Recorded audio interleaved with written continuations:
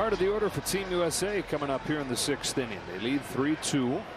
They'll win away from advancing to the quarterfinals to take on Venezuela this weekend. Arenado leads off, 0 for 2 today.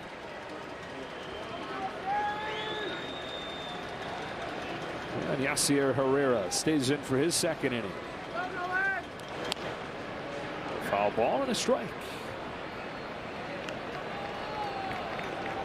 Now, Nolan Arenado, John, I don't think often enough gets talked about in the short list of the very best players in baseball. You look at what he's done in his decade in the game. There's no doubt about it, and the argument will not be about Coors Field anymore, right? Because that usually becomes the offensive argument. Now with the Cardinals putting up solid numbers again, but one thing for sure is defensively there will always be a guarantee that he is one of the best defending third basemen of all time. 10 years, 10 Gold Gloves. And it's not like this was the best fielder on his Little League team, and in high school he's the guy everybody liked to watch take infield. No, this was somebody who, when he started his pro career, all the scouting reports said that glove might be what holds him back. He's kind of plods over there, kind of duck-footed at third.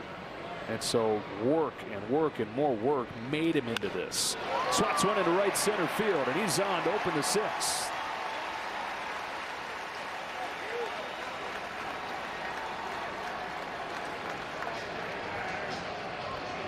Brings up Pete Alonso, and for more on Pete, here's Ken. Well, Joe, Pete Alonso entering this at bat 0 for 7 in the WBC, 4 strikeouts.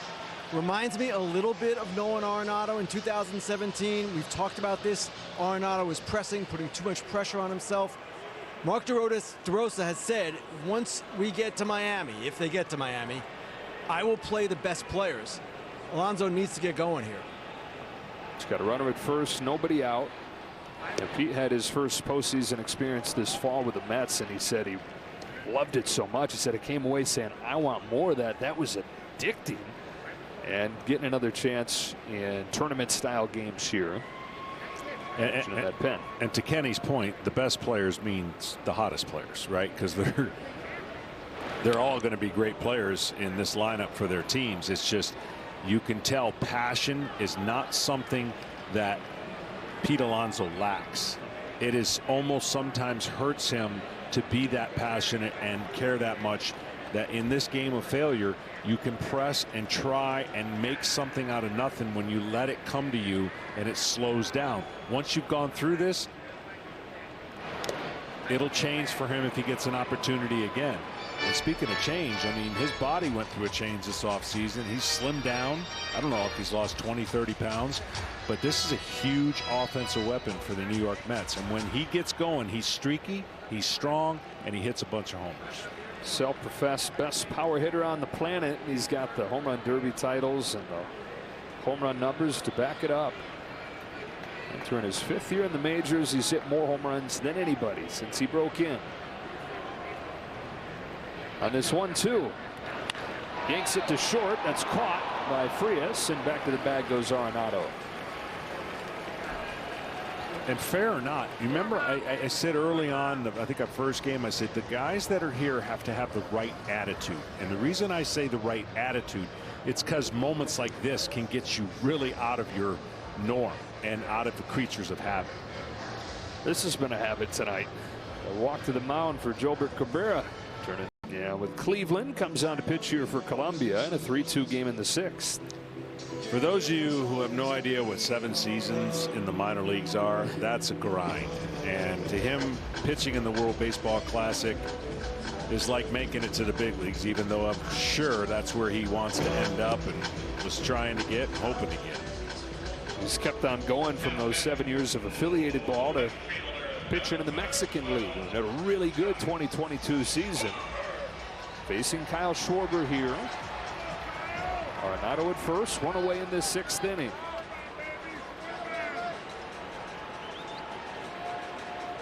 Well, Jolbert Cabrera wasn't kidding when he said he was going to be making a lot of moves in this game and not letting any pitcher stay in there too long. Gomez, the 6th one that he's used.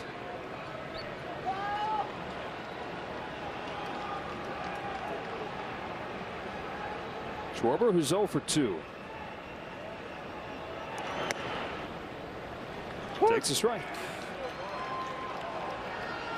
There's Adam Wainwright, who Mark DeRosa was raving about today, and talking about how great everybody's been to be around, what a great teammate all these guys have been. And he said Adam Wainwright noticed that he fell below 50 pitches, which meant that he was available the other day against Canada, and went up to Mark DeRosa and said, hey, I want you to know I'll pitch if you need me, because there was a chance things were going to be dire had that game continued. Wainwright was ready to come back and pitch again 2 days after he pitched the first time. Yeah, I don't think many people knew the scenarios that could have played out in a not so good way for the USA team in that game, but they didn't come into play, fortunately, due to the pitch limits and restrictions that were on each pitcher individually. That was a dicey situation.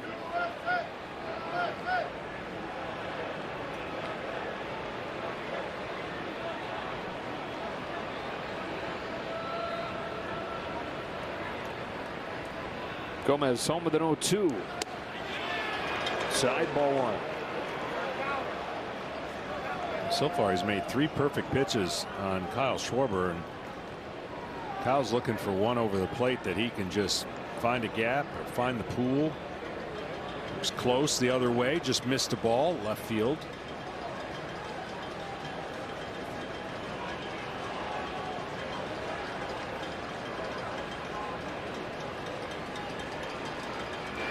Hit it too far for the pool on Saturday, right? He did. He did.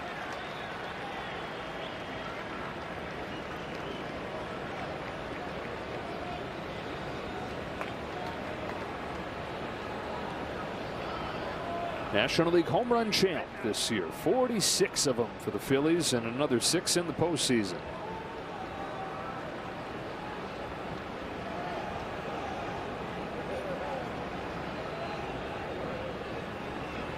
Two is wrapped on the ground to second. Bertuzzi to Frias for 1. On to first, and a third double play of the night for Team Colombia.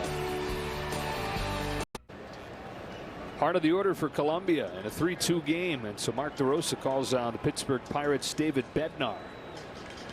He can rush it up there. 95 plus. All-star for the first time this year, former 35th round pick of the Pittsburgh or of the San Diego Padres, Mrs. Hyde Jorge Alfaro. Got traded to the Pirates and has become their closer. There's Dave Righetti, bullpen coach. Another guy that Mark DeRosa's raved about, being able to lean on through this process.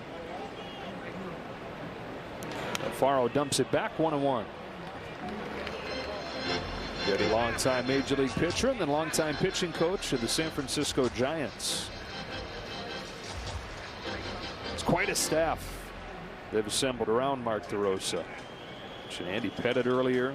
The Hall of Famer Ken Griffey Jr. is the hitting coach.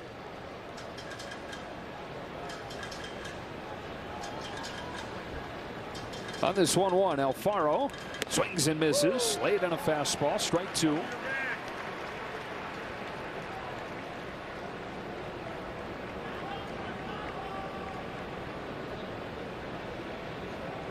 Bednar pitched the 9th inning against Great Britain on Saturday. All 3 outs came via strikeout.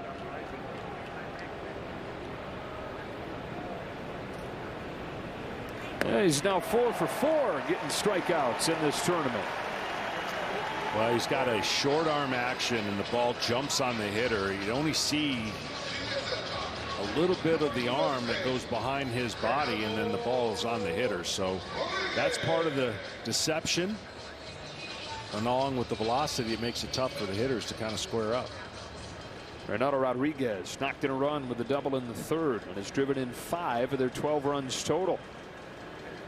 Get a chance to see that right here from this view.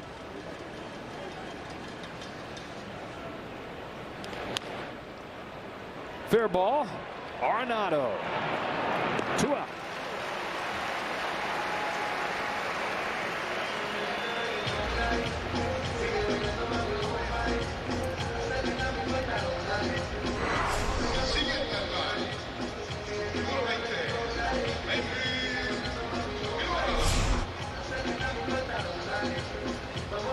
Andres Valoria, who's gone 1 for 2 today. His first hit of the Classic. Some time in the major leagues with the Kansas City Royals. Finished up last year with the Rangers and in camp with the Guardians this spring.